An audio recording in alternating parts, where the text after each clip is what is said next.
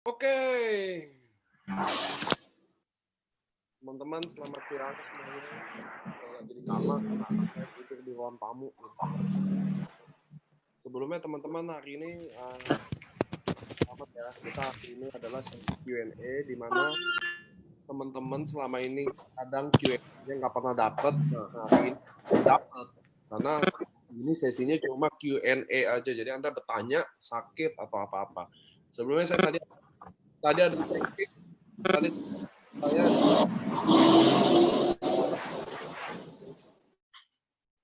ya, saya udah unmute semua. Jadi teman-teman lain kali Anda punya kesadaran sendiri untuk unmute dirinya. Karena nggak perlu orang mendengarkan background itu ya. Saya mute lagi. Tetap pada mau unmute. Sesi pertanyaannya bisa dimulai dengan Anda chat teman-teman. Dokter saya jadiin dulu. Beresin dulu satu-satu ya. Tadi saya baru kick username nama yang namanya Luigi AFC juga. Jadi dia penyusup yang pakai nama yang tidak seharusnya. Oke, saya mau mulai acaranya ya teman-teman. Sebelumnya di Facebook Anda nggak bisa nanya. Jadi teman-teman yang ada di Facebook, saya sarankan Anda masuk di Zoom mumpung masih ada space-nya. Pertama, teman-teman, hari Sabtu ini kita mulai acara Zoom ini. Selamat sore buat semuanya. Khusus hari ini beda banget. Biasa ada seminar, kalau ini nggak ada seminar, tapi ini pertanyaannya full Q&A. Jadi Anda bertanya di chat, nanti saya juga yang bales, yang nanyain ke Dokter Luigi. Dokter Luigi akan bales di chatnya, gitu ya dok ya? Ini dokter udah. Iya Nick, siap. Nah, saya akan spotlight video dokter aja. Jadi ini soalnya ini lagi direkam, teman. Jadi nanti akan dipecahin sesuai FAQ. Jadi dokter aja yang video, saya nggak perlu ada karena nanti rekamannya bolak-balik ya. Oke, saya akan mulai baca pertanyaan. Pertanyaan akan saya bacain. Saya bacain, teman-teman. Kenapa dibacain? Karena sekarang mulai banyak orang yang masuk ke Zoom kita dengan bukan ingin dengerin seminar, tapi ingin rusuh. Karena ini kan mungkin linknya kita bagi-bagiin ya. Jadi ada mungkin kompetitor atau orang-orang yang kurang beretika. Jadi sekarang mulai saat ini pertanyaannya saya yang jawab. Oke, dimulai dari pertanyaan pertama. Dok, mau tanya, terapi untuk pencegahan paparan COVID-19 bagaimana?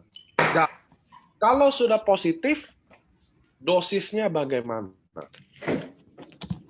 Oke. Sesuai dengan informasi dari Mr. Oba dan Niko sudah pernah bagi sebenarnya teman-teman di grup ya, di grup, dan mungkin ada beberapa yang juga sudah baca.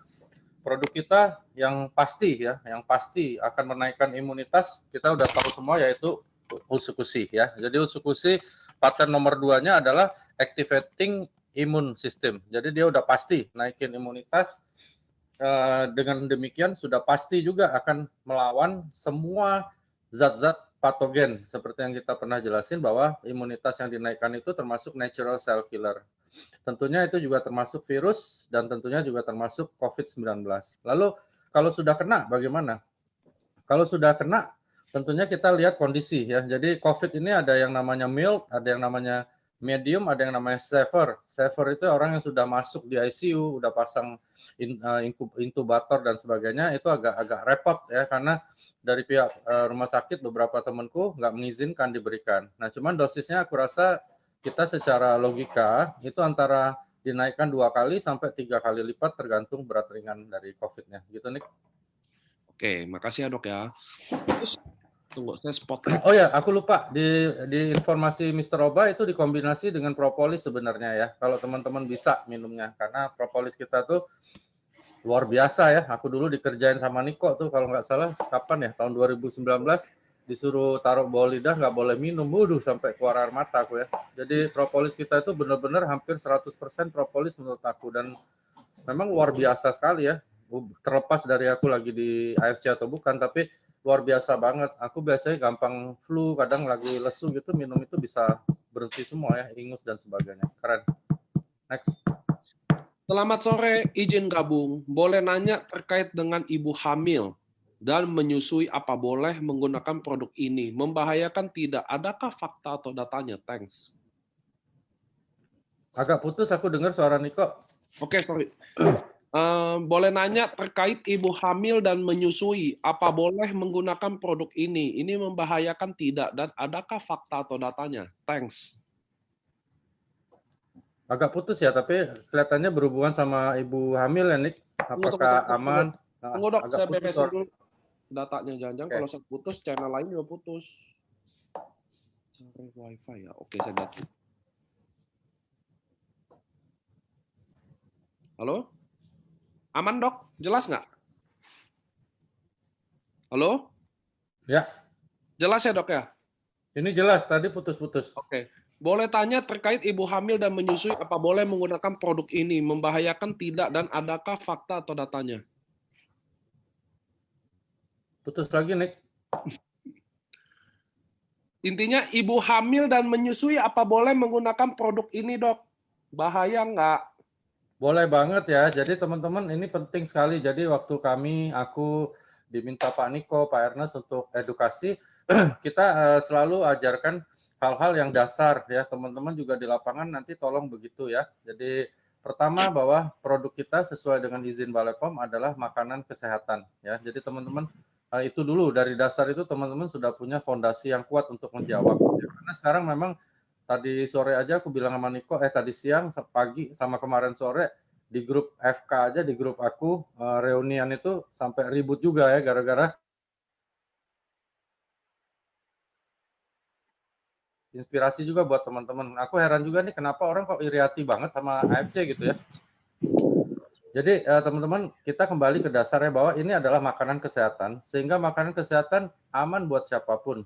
Kata Pak Niko ya, bukan, karena kita punya semua data. Data mana yang menyebutkan aman, teman-teman harus ingat kita punya sertifikat macam-macam. Bebas radiasi, bebas zat kimia berbahaya, bebas insektisida, bebas antibiotika, ingat ya. Nah, jadi itu dasarnya ya, dan bebas hormonal juga.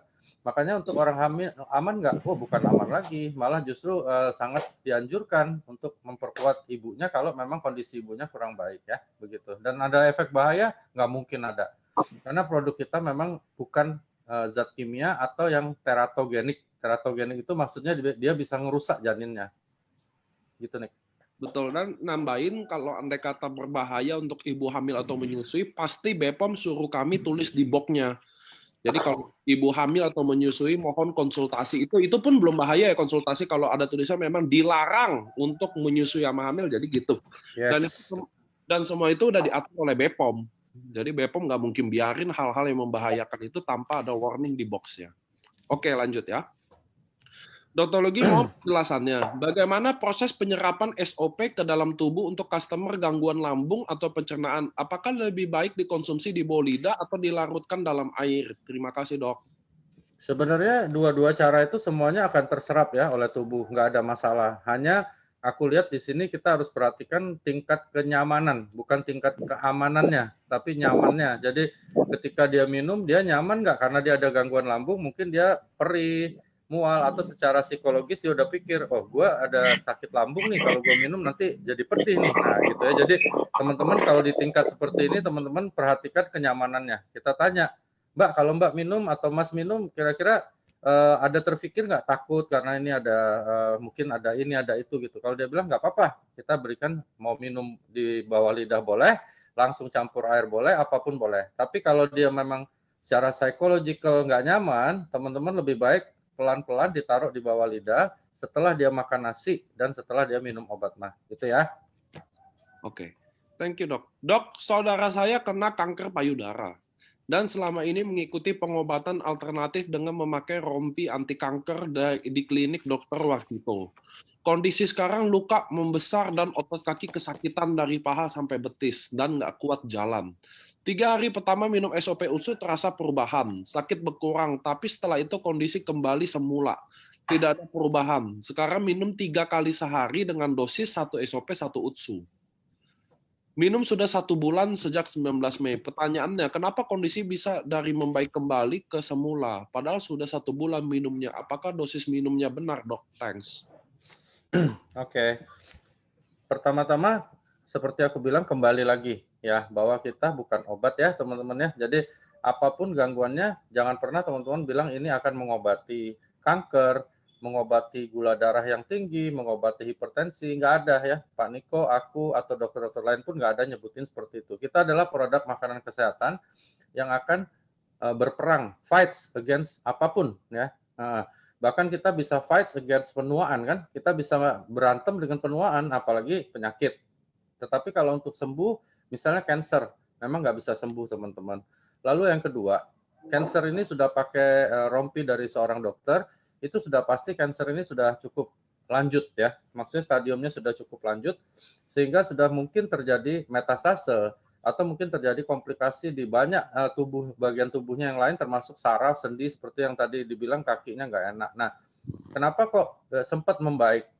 Sempat membaik karena begini, sebelum diberikan SOP, dia nol, nggak ada tentara yang bantu dia perang, ya gitu ya teman-teman. Begitu SOP masuk, ada tentara yang bantu dia untuk berperang sehingga kondisi lebih kondusif. Ya, tapi jangan lupa musuhnya juga mempersiapkan serangan lagi ya, seperti gelombang kedua, dan itu dia harus lawan tentunya dengan tentara tambahan. Jadi menurut aku dosisnya lebih baik dinaikkan supaya tentara-tentara kita ini bisa lebih melawan kondisi apa yang sedang dilakukan oleh kansernya.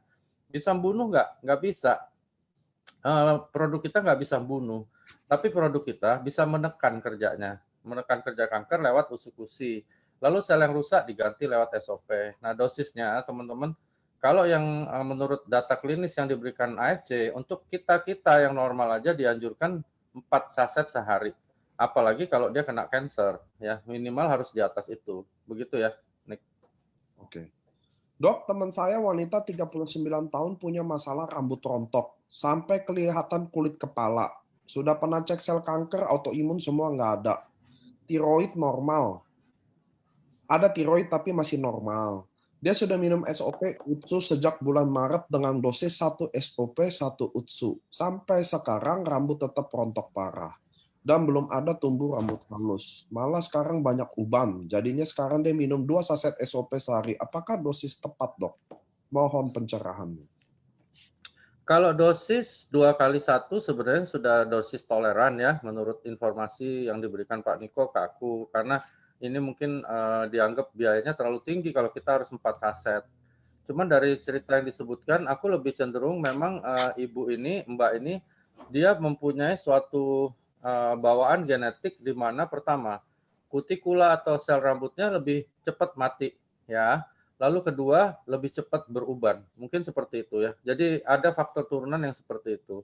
Dan kenapa nggak langsung terbantu tumbuh rambut, ubannya hilang? Ingat teman-teman, slide yang diberikan Pak Niko, pertumbuhan rambut adalah salah satu uji klinis ketika kita keluarkan paten yang 3 itu ya. Nah, jadi bukan berarti SOP dipatenkan untuk menumbuhkan rambut. Jadi teman-teman jangan dibalik-balik kalau di lapangan nanti bingung ya. Jadi pertumbuhan rambut yang terjadi pada beberapa mungkin orang-orang yang di uji klinis itu menunjukkan rambutnya tumbuh, ada yang ubannya hilang, ada bahkan yang tadinya botak bisa tumbuh lagi ya. Itu adalah uji klinis dalam perjalanan menuju ke paten. Nah, tetapi itu tidak dipatenkan ya. Jadi teman-teman jangan dibalik-balik. Jadi tenang aja, teman-teman jangan bilang kalau lu botak minum SOP rambut tumbuh, itu salah. Oke, tetapi kalau dibilang dalam salah satu uji klinis yang dilakukan oleh pihak AFC waktu mengeluarkan 3 paten ini adalah ada beberapa sampel di mana orangnya tumbuh rambutnya itu benar. Begitu ya, teman-teman ya.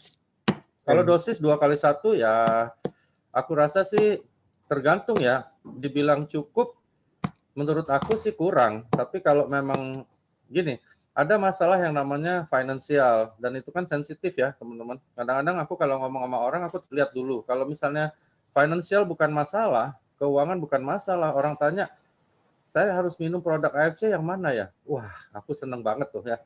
Aku langsung tawarin semuanya ya, dari SOP, usukusi, propolis, lutein, dan sebagainya. Kenapa teman-teman? Aku yakin begitu. Ingat ya teman-teman, ini bedanya. Aku nih lagi sebenarnya nih bawain acara ini lagi dongkol. Biasanya bagus kalau aku lagi dongkol, kata Niko. Karena sejawat-sejawatku banyak yang jelekin AFC. Beda kita yang sangat signifikan dengan perusahaan apapun di luar sana yang namanya multi level marketing adalah kita bukan MLM. Ya, teman-teman harus punya suatu brain yang seperti itu ya, cara pikirnya bahwa kita bukan MLM. Ya, AFC itu perusahaan farmasi kayak Esai ya, Sanbe, Takeda dari sana ya. Cuman kita bukan yang kimianya gitu. Jadi ini benar-benar luar biasa. Jadi kalau orang cerita yang lain-lain, kalau aku sudah nggak masuk akal karena aku dokter. Aku tahu kalau MLM bikin produk nggak mungkin bagus, ya nggak mungkin sebagus harganya. Itu wajar, bukan jahat ya teman-teman. Tetapi memang itulah perusahaan MLM. Tapi kalau ini farmasi loh. Jadi kalau teman-teman harus pede dulu, satu adalah ini adalah perusahaan farmasi. Keren banget ya. Oke. Oke, lanjutin dikit tadi yang rambut, bahwa jangan lupa kalau beberapa stem cell itu bekerja waktu dia regenerasi, kita nggak bisa pilih teman-teman maunya ini dulu gitu loh. Enggak, dia akan cari dulu yang mana yang paling dia akan benerin dulu. Jadi kita nggak bisa pilih. Contoh Anda diabetes, Anda minum buat kadar gula darah.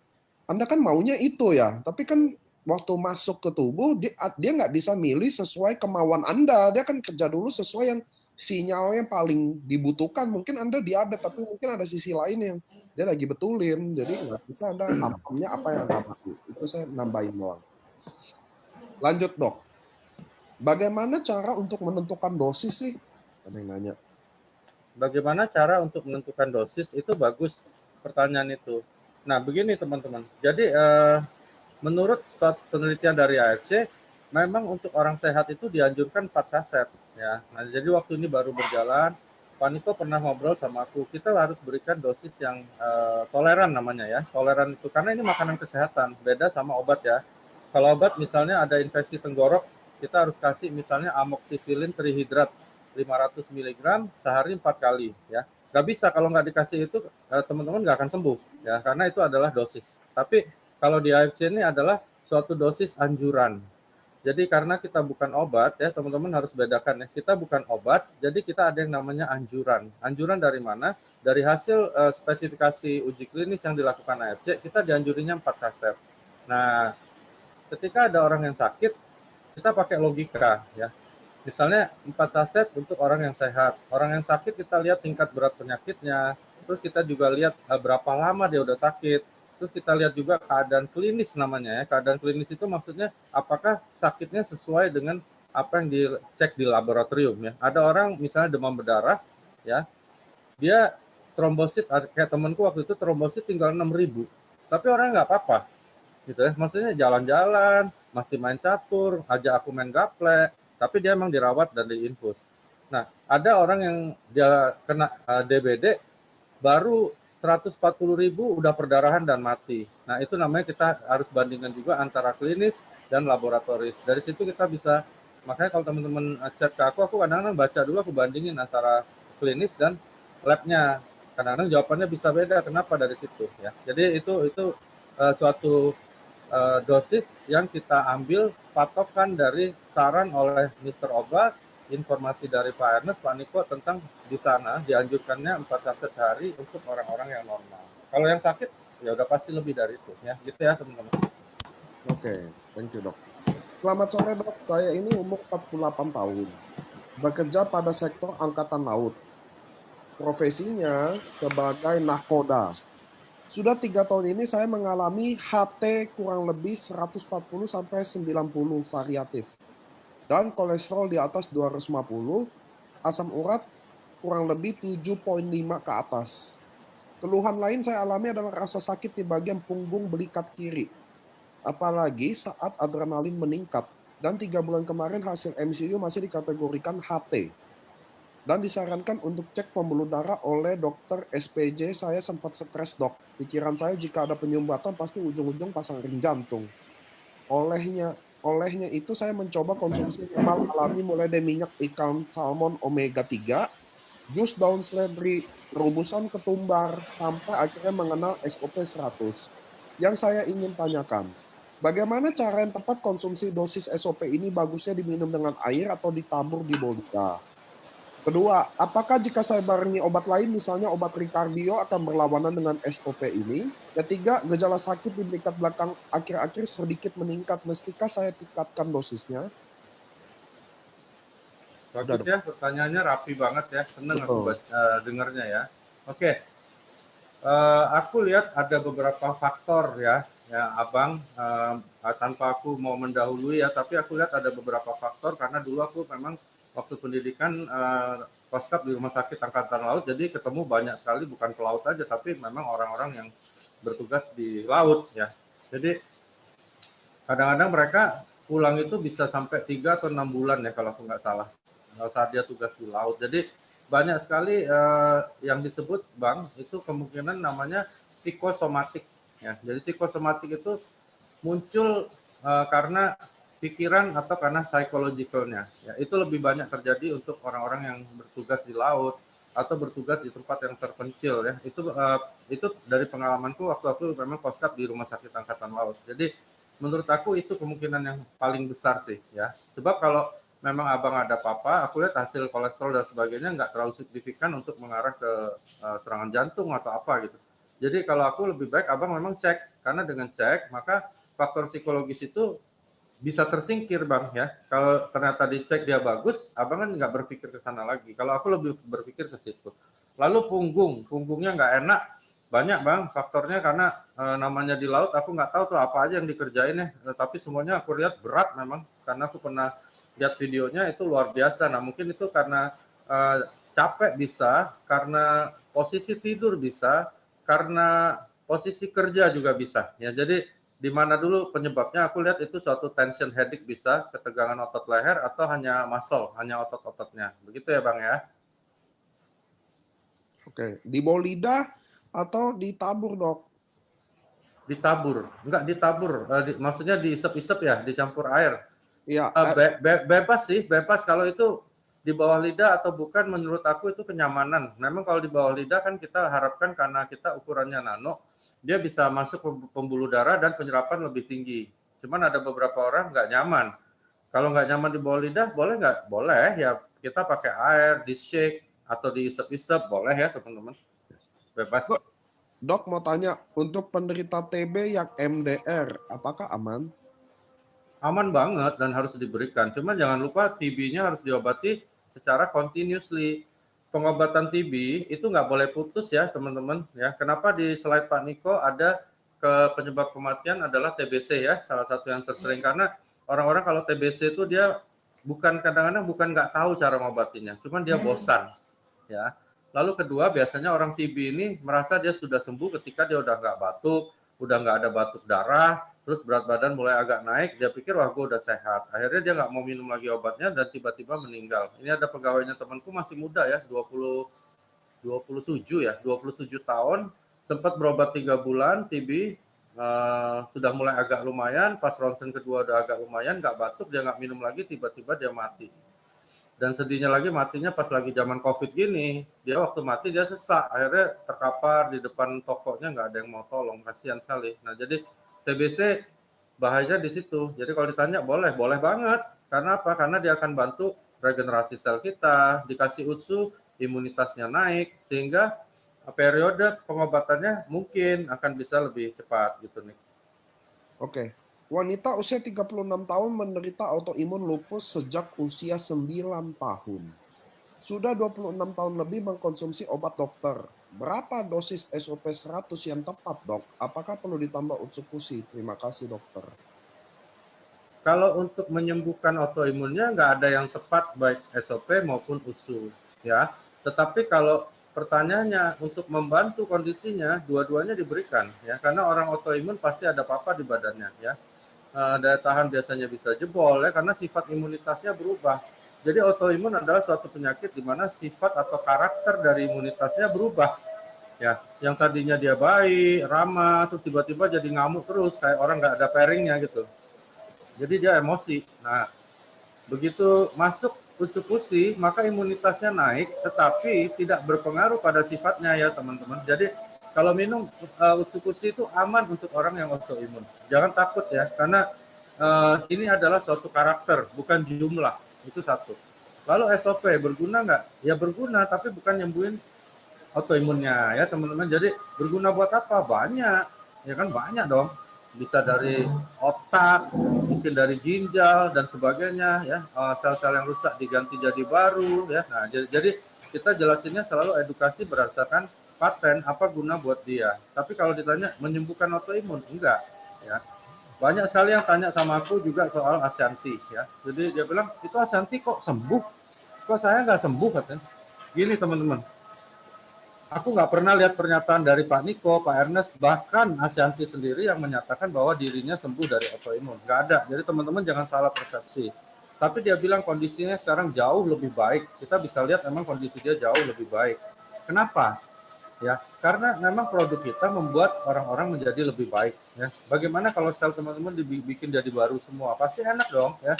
Aliran darah dibikin lebih lancar, pasti enak teman-teman, ya kan? Ya gitu ya. Jadi teman-teman harus bawa logika itu dalam presentasi, dalam edukasi ke teman-teman di lapangan. Ya. Jadi kalau orang misalnya lagi mengalami autoimun, jangan kita berikan janji-janji yang akhirnya malah teman-teman nanti diserang. Tetapi harus edukatif. Ya. Termasuk Ashanti pun begitu.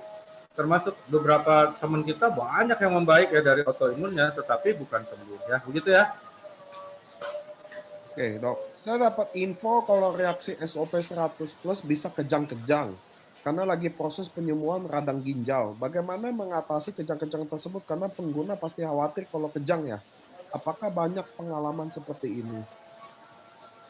Aku nggak tahu ya, aku belum pernah ketemu ada kejang-kejang. Di saya juga, Kejang-kejang saya nggak juga nggak mungkin. ada sih. Iya, kejang-kejang nggak. Ini nggak tahu nih apa benar member kita atau bukan yang nanya. Kejang-kejang nggak mungkin ada muncul gara-gara SOP. Nggak mungkin teman-teman. Kenapa? Karena SOP bukan obat. Kejang itu gini ya. Kejang-kejang itu bisa terjadi misalnya ya karena orang ini memang ada epilepsi ya. Jadi ada faktor tertentu terkejut, marah ya, mungkin kalium natriumnya berubah dia kejang. Itu karena dia epilepsi. Bisa juga dia ada meningitis atau ada encephalitis atau apa ya. Jadi apa dulu penyebabnya? Ya, jadi banyak penyebab yang bisa menyebabkan dia kejang. Nah, mungkin ada seseorang yang kebetulan ada bawaan-bawaan seperti itu, terus dia minum SOP dan serangan kejangnya datang. Kalau ditanya bagaimana ngatasin kejang, ya dikasih obat anti kejang ya. Biasanya kalau bayi kita belikan semprotan di pantat ya, ibu-ibu pasti hafal tuh ya, itu untuk ngilangin kejangnya, isinya tuh diazepam, dimasukkan. Kalau orang dewasa, kalau kami dulu di rumah sakit jiwa, difiksasi dulu, kita suntikan valium juga supaya kejangnya akan mereda. Begitu ya. Nggak ada sih yang pernah kejang-kejang itu. Dan info reaksi SOP bisa kejang sudah. Ada sih yang kejang pas di suspend sama Niko. Dok, saya wanita usia 40 tahun. Sudah konsumsi SOP sejak Oktober. Dan sudah mikutsu sejak Desember. Sampai sekarang rutin minimum sepasang sehari. Kalau merasa kondisi kurang fit, 2 pasang sehari. Sehari-hari BAB lancar, tapi setiap minum teh, besok pagi nggak bisa BAB. Yang saya mau tanyakan, apakah mengkonsumsi SOP dan USU memang tidak boleh dibarengi minum teh? Apakah teh bisa mencuci buang semua manfaat SOP UTSU? Minum teh juga nggak langsung, selalu dijarak minimum 1 jam dengan SOP UTSU. Sebelum konsumsi SOP UTSU, minum teh tetap bisa BAB. Mohon pencerahannya, Dok. Kalau aku bilang bukan tehnya yang langsung merusak SOP dengan usus, tetapi jaringan ususnya atau gastrointestinal, saluran dari pencernaannya Mbak atau Mas, itu memang tidak bagus ketika ada teh masuk ya. Di dalam teh itu ada, kami nyebutnya ada zat namanya TAE gitu ya. Jadi mungkin itu membuat gerakan usus Anda melambat ya. Mungkin ya karena tiap orang beda. Ada orang yang minum teh malah lancar BAB-nya. Jadi mungkin dia sensitif terhadap itu. Jadi bukan berarti teh menyerang ininya. Jadi kalau aku kembalikan ke teman-teman yang sedang lakukan itu, apakah perlu banget minum teh setiap hari? Kalau emang perlu, ya nggak apa-apa ya. Maksudnya lebih banyak minum air juga selain minum tehnya. Tapi kalau memang nggak terlalu perlu, ya nggak usah dong minum SOP sama Utsukushi aja, gitu ya. Oke. Dok, saya ada customer tanya, katanya orang yang memiliki tumor nggak boleh konsumsi kolagen terlalu banyak. Apakah ada hubungannya kolagen dengan tumor? Lalu saya juga dengar banyak yang kalau kolagen terlalu banyak juga tidak bagus, bisa trigger cancer. Apakah benar, Dok? Thank you. Kalau itu aku baca beberapa literatur masih dalam bentuk jurnal, jadi belum ada patennya. Kalau aku begini, ada yang beberapa tanya juga aman nggak minum SOP atau UTSU karena di dalamnya ada kolagen atau dan sebagainya. Aku bilang begini, kita bandingkan dulu indikasi dengan kontraindikasi ya. Jadi kalau memang anggaplah ya, anggaplah ya bahwa kolagen itu memang bisa sedikit berpengaruh pada kanker, tetapi produk kita ada indikasi atau guna yang sangat kuat untuk melawan kanker, maka kami pun sebagai dokter akan pilih berikan SOP dan usus ya. Apalagi kalau tulisan-tulisan seperti itu mungkin masih berbentuk jurnal, belum dipatenkan, WHO pun belum melarang apapun ya. Jadi WHO belum pernah melarang statement bahwa kolagen tidak boleh diminumkan kepada pasien yang sedang kanker misalnya, belum ada. Jadi kalau aku lebih berpikir, kita lebih berpikir ke paten-paten yang ada di USU, SOP, lutein dan sebagainya ya. Jadi paten itu yang kita ambil dulu karena itu namanya indikasi kalau kami dokter bilang. Oke? Oke. Ada kami umur 17 tahun mengalami tumor jinak pada payudaranya, mamai. Dalam kurun waktu 3 bulan setelah pemeriksaan dokter, saat itu cuma dia kurang lebih 3 cm. Sekarang udah 4,5 cm. Dan pada pemeriksaan lanjutan dokter menyarankan untuk dioperasi. Sekitar 2 minggu lalu ini saya beri utsukusi dan SOP dan anjuran minum 2 pasang pagi dan sore. Kemarin dicek lab sebelum ada perubahan dan dokternya tetap menyarankan operasi hari Senin besok ini. Perlu kami tambahkan sebelumnya kami mengkonsumsi SOP ini kami menggunakan propolis. Sudah 7 botol kecil juga belum ada dampaknya. Sampai kami beralih ke utsukusi dan SOP ini. Pertanyaan kami kira-kira berapa dus untuk keduanya yang harus kami konsumsi dan dosis yang dianjurkan agar dapat memberikan dampak baik. Apakah kami harus tetap mengikuti saran dokter? Dan jika setelah operasi, apakah bisa kami lanjutkan SOP dan unsurnya agar sel yang tersayat bisa cepat pemulihannya? Bagus-bagus deh, seneng deh teman-teman sekarang nyanyinya bagus-bagus nih ya. Iya, benar. Oke, teman-teman, yang dialamin oleh putrinya ibu ini sangat mungkin kita nyebutnya namanya FAM ya, fibroadenoma mame. Jadi itu benjolan jinak yang biasanya timbul akibat pertumbuhan dari kelenjar susu yang agak berlebihan dan tidak berbahaya. Oke, jadi dia tidak menyebabkan kematian, cuman nggak enak karena payudara yang biasanya lembut menjadi agak ada ganjelan kayak ada biji-biji begitu yang agak besar, mungkin sebesar kadang-kadang bisa sebesar bola tenis dan sebagainya. Jadi sekarang semua kembali ke anaknya ya. Jadi apakah itu sangat mengganggu sekali saat ini? Kalau emang sangat mengganggu sekali, ya kita lakukan tindakan operasi untuk diangkat. Bisa nggak SOP dengan usus batu?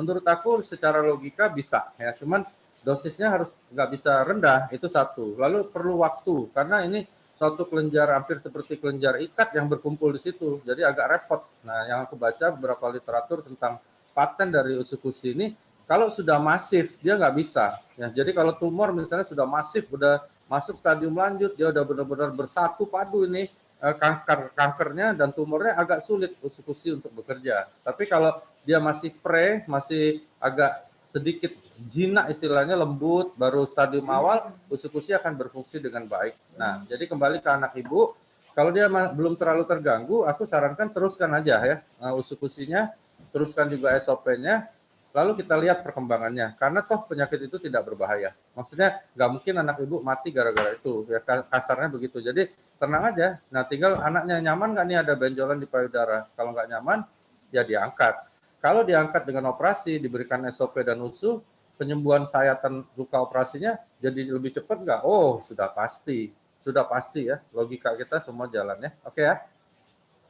Oke, terima kasih dok. Mohon penjelasan secara medis konsumsi SOP dengan meletakkan bubuk di bawah lidah dan anjuran minum 5-9 pagi dan 5-7 nggak ada, itu bukan medis sih, itu menurut Human Body Energy Clock. Baca aja Anda, Pak Boyke bisa Google aja anjuran kapan minum waktu terbaik suplemen. It's not medis.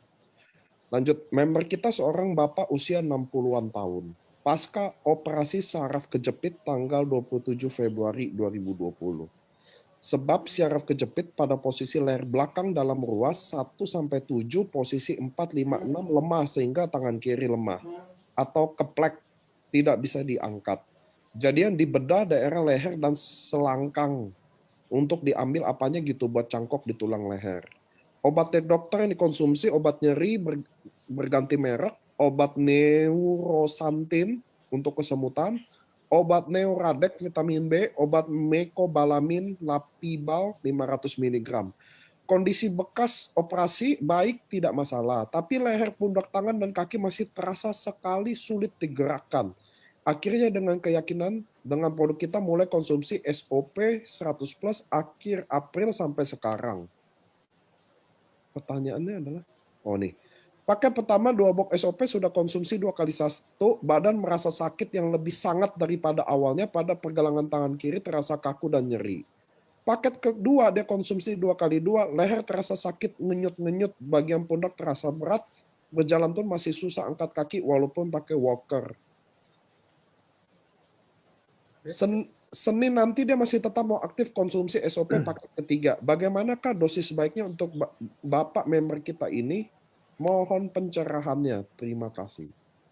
Kalau dosis seperti aku bilang untuk orang normal aja 4. Jadi kalau dia habis operasi, habis operasi minimal dia harus naik dari 4. Cuman aku lihat apa yang dia keluhkan itu adalah efek dari operasinya. Mungkin operasinya tidak berhasil ya Nick ya. Jadi maksudnya tidak berhasil tuh tidak sesuai dengan target dokternya. Bukan dokternya salah enggak, tapi operasi itu berani sekali ya, karena aku jarang sekali orang mau lakukan operasi ketika ada saraf terjepit di leher, karena itu bahaya sekali.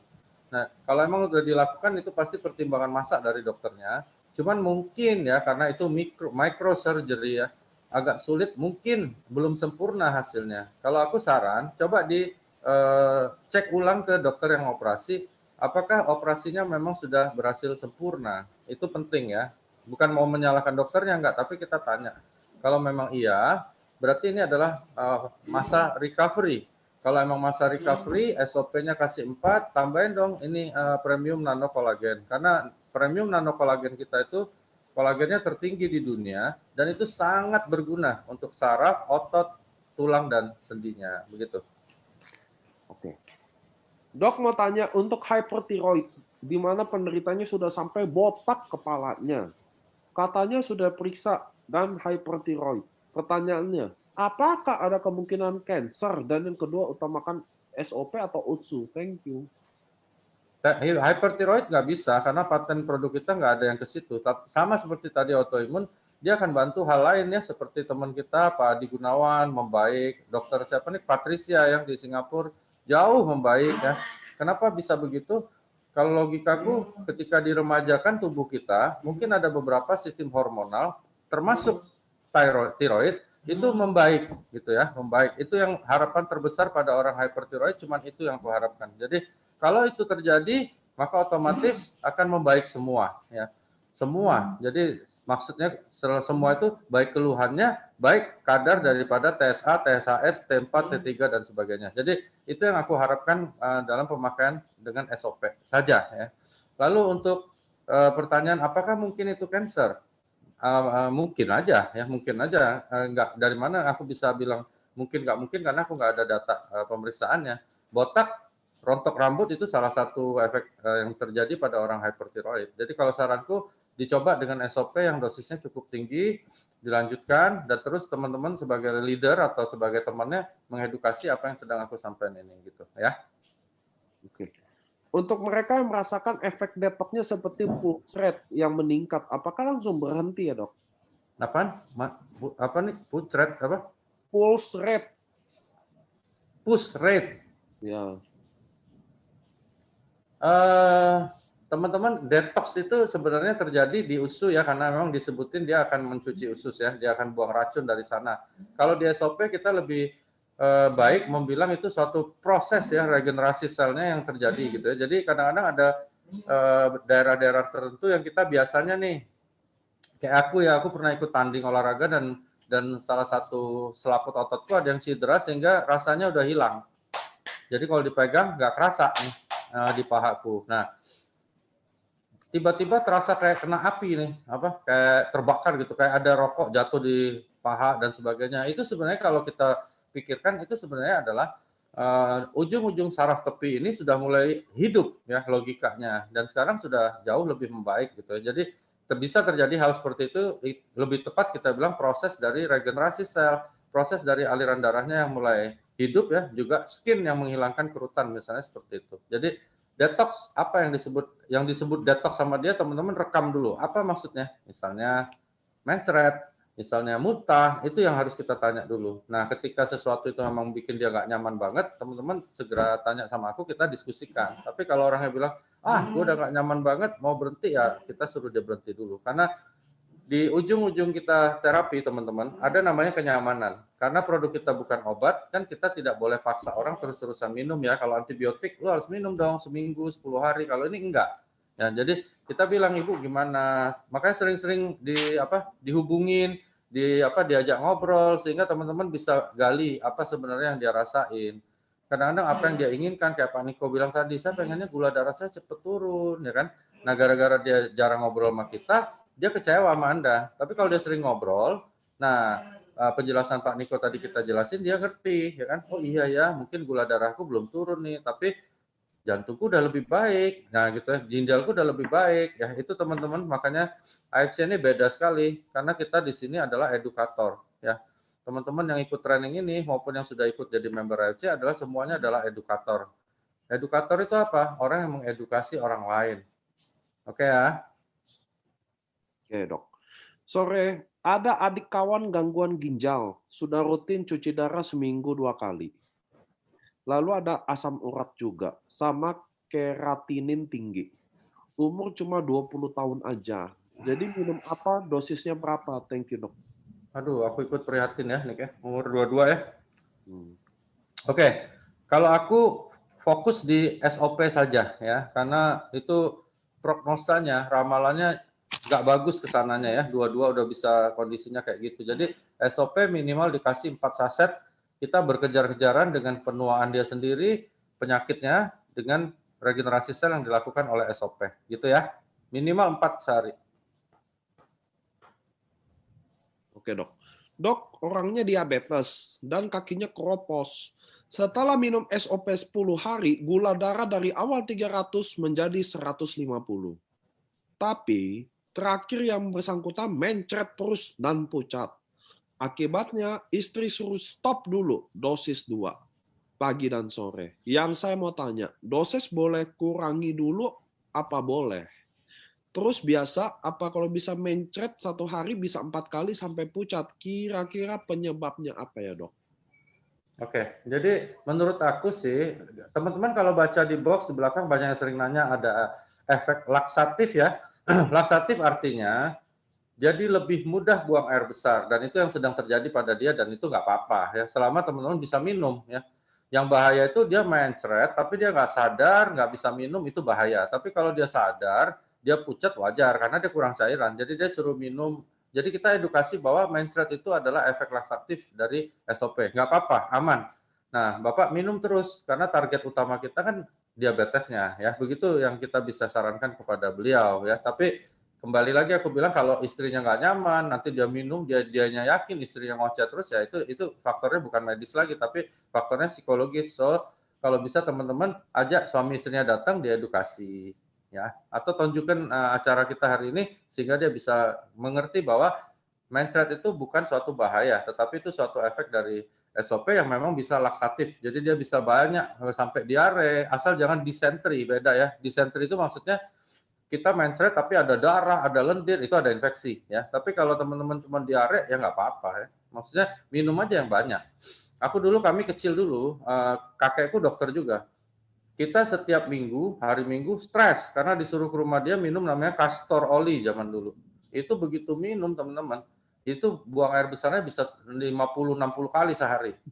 Jadi katanya itu cuci perut zaman dulu. Tapi buktinya orang-orang zaman dulu malah sehat. Nah, itu mungkin juga salah satu efek dari SOP yang dipelajari oleh Jepang, dan memang kita semuanya kok ngarahnya ke sana, ya, ngarahnya kok ke usus gitu, usus-usus juga. Aku sekarang aja kalau sehari-hari minimal bisa 5-6 kali buang air besar, tapi nggak mencret. Karena aku minum usus, minum SOP, segala macam lah, produk AFC enak banget ya, gitu. Next. Selamat siang, Dok. Saya mau nanya untuk penyakit batu empedu, batu ginjal. Apa SOP bisa memecah atau memperkecil batunya? Nggak bisa, Atau nggak mesti bisa. tetap dilakukan tindakan ESWL? Lalu, Ya, apakah produk hypoallergenik? Bagaimana dengan orang yang alergi seafood atau alergi salmon? Apa bisa konsumsi? Lalu sehari maksimum berapa saset jika kondisi berat seperti gula darah 900 sudah gangren dan lain-lain. Thank you.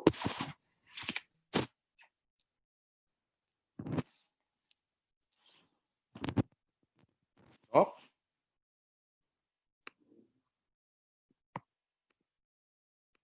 Dok? Sorry, ada yang telepon masuk. Iya, iya. Untuk batu nggak bisa ya. Kalau batu ginjal justru bukan lebih gampang ya, takabur aku bilang lebih gampang, tapi lebih mungkin dihancurkan. Kalau empedu emang nggak bisa ya. Jadi batu pedu selama dia belum terlalu mengganggu, bentuknya belum terlalu besar, ukurannya juga nggak terlalu mengganggu fungsi dari empedu, biasanya didiamkan. Satu-satunya cara hanya operasi. Jadi SOP usukusi nggak bisa mecah kedua batu tersebut gitu. Nggak bisa. Jadi itu benar-benar nggak bisa. Yang berikutnya apa tadi pertanyaan Nick? Sorry. Pokoknya alergi seafood atau alergi Kalau salmon bisa konsumsi. Kalau aku sih karena ini makanan kesehatan, satu-satunya cara kita coba dulu ya. Coba dulu. Kenapa aku pede? Karena ukuran kita nano. Jadi seandainya pun dia alergi, alerginya pasti ringan banget dan nggak mungkin juga nyebabin bahaya. Satu-satunya cara begitu. Cuman kalau kita emang sudah tahu banget bahwa dia misalnya alergi, misalnya nih sama fukoidan, pernah alergi sampai merah-merah banget ya, itu kita lebih baik jangan. Karena nanti orangnya merah-merah jadi marah sama kita gitu ya. Lalu sehari maksimum berapa saset jika kondisi sudah berat, gula darahnya 900 sudah gangren? Maksimum sebenarnya kalau dosis maksimum atau minimum dalam dunia yang namanya makanan kesehatan nggak ada. Tergantung seperti aku bilang tadi 4 saset untuk orang normal. Kalau dia sudah gulanya segitu plus keadaan klinisnya buruk, naikkan ya bisa 4 atau 6 atau 8 bahkan sehari boleh. Oke. Ini ada Ci Shirley nanya kenapa propolis AFC sangat pedas. Ya ampun. Saya skip aja ya, Ci ya. Selamat sore, Karena Dok. kandungannya tinggi banget. Iya. Selamat sore, Dok. Saya mau tanya, apabila ada kondisi seseorang hepatitis B dengan sinusitis, lebih cocok menggunakan SOP atau UTSU? Hepatitis, sinusitis gimana? Dia orang kondisinya hepatitis B dan dengan sinusitis juga. Dengan sinusitis. Oke. Pertama, hepatitis B dia harus bed rest ya, teman-teman jangan lupa ya. Jadi orang hepatitis B kalau dia nggak bed rest bisa bahaya. Kedua, sinusitis apa dulu ya? Bisa sinusitisnya alergika, bisa juga sinusitisnya bakterialis, bisa sinusitisnya viral, virus, bisa sinusitisnya karena parasit, apa dulu? Nah, jadi penyebabnya kita berikan. Kalau dia virus, otomatis dia virus double ya, ada di hepatitisnya, ada juga di sinusnya. Tapi biasanya kalau disebut sinusitis itu bakteri. Nah, kalau emang bakteri, biasanya di swab, diambil tuh cairan hidungnya, dicek ini kumannya apa, terus matinya sama antibiotika yang mana, dikasih juga.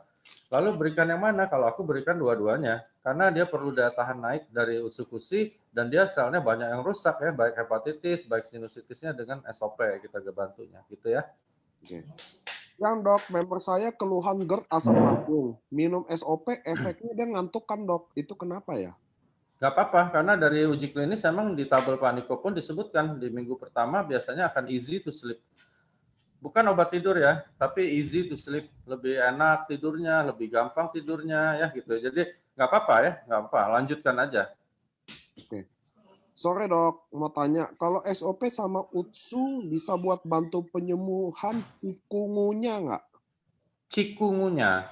Cikungunya kalau SOP dengan USU menurut aku sangat bisa karena cikungunya adalah viral infection ya. Jadi dia akan naikkan daya tahan kita, ganti sel yang rusak ya, pasti bisa.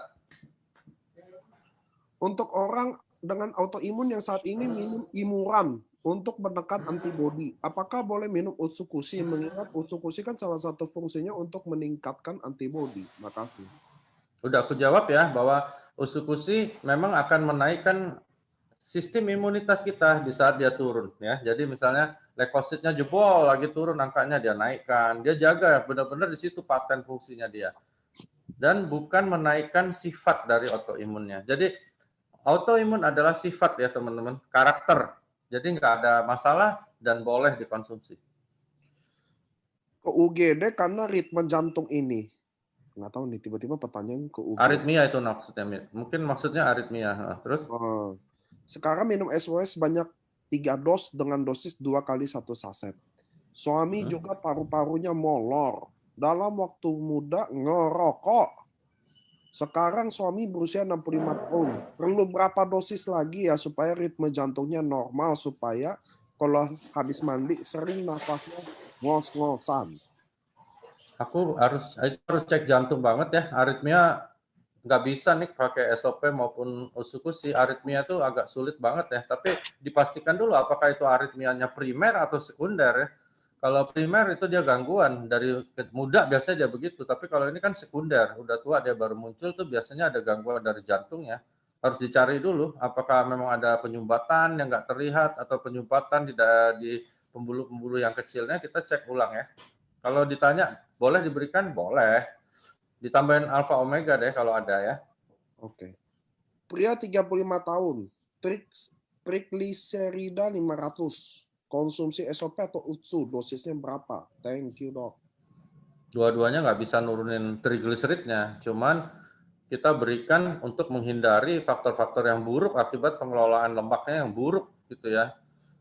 Tapi seingat aku, alfa omega bagus untuk mengelola lemak ya, boleh dicoba. Dan diet ya, waduh itu makannya sedap terus, ini pasti tinggi banget trigliseridnya. Cuman gini teman-teman, trigliserid itu kalau teman-teman olahraga masif ya, dihajar terus itu turunnya juga cepat sekali ya, naiknya cepat sekali, turunnya juga cepat sekali kalau TG ya.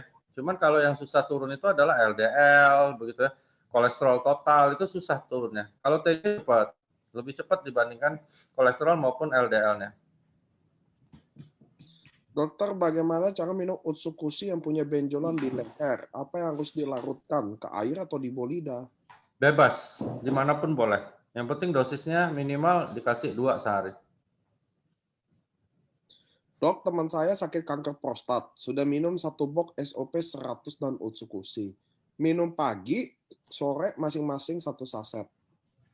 Detox puyeng, mual dan muntah. Lanjut box yang kedua, teman saya cek lab. Kok PSA-nya jadi tinggi? Itu kenapa, Dok? Apakah tetap diteruskan konsumsinya? Thanks.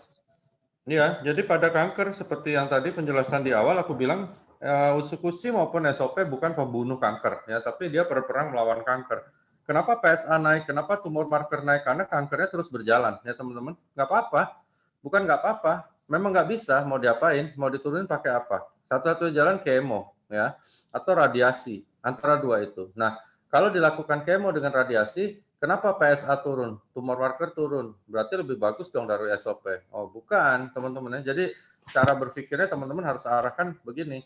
Kalau kita berikan kemo, maka akan dibunuh semua sel. Memang sel kanker mati dan PSA turun, terus tumor marker turun, pasti dong, karena sel kankernya banyak yang mati. Ya, begitu logikanya ya. Cuman teman-teman jangan lupa, ketika di kemo, pertanyaan aku, sel-sel normalnya mati juga nggak? Wah, lebih banyak yang mati teman-teman ya.